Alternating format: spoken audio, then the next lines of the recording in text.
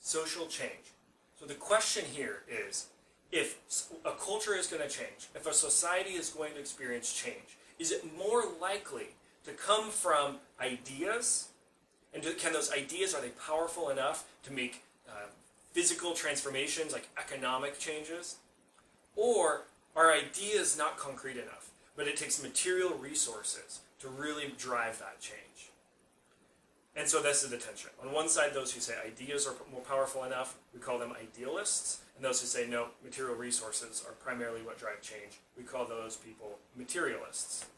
Not materialist like they shop at the mall too much, but materialist as in, give me concrete resources and I can make more change than if I just have good ideas or good intentions, right? And the other side says, no, no, no, no.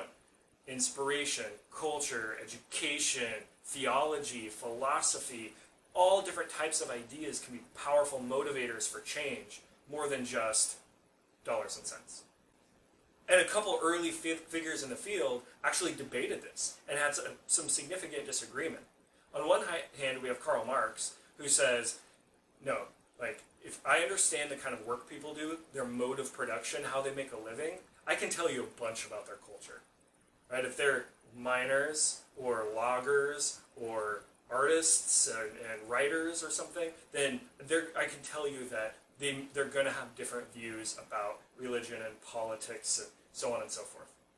That today, if you go, to one zip code to another, somewhere in the deep south, maybe a poor neighborhood, an inner city area, somewhere in San Francisco, California, tell me that there aren't certain cultural differences that come with those zip codes.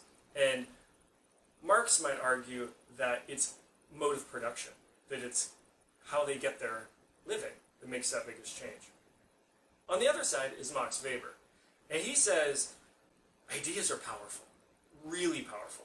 And as a matter of fact, he has this argument that it was the Protestant work ethic, evolving out of Protestant sort of fear of whether or not they were saved and needing to work really hard and invest that money back into their businesses because they had to have wealth to have kind of like a sign that God was on their side. But if they spent it too much on themselves, then that was sinful. So they had to somehow show wealth without conspicuously consuming it. So they chose to just save it and keep reinvesting it into their businesses. And ultimately, pockets of capital grew and grew until we have the birth of capitalism.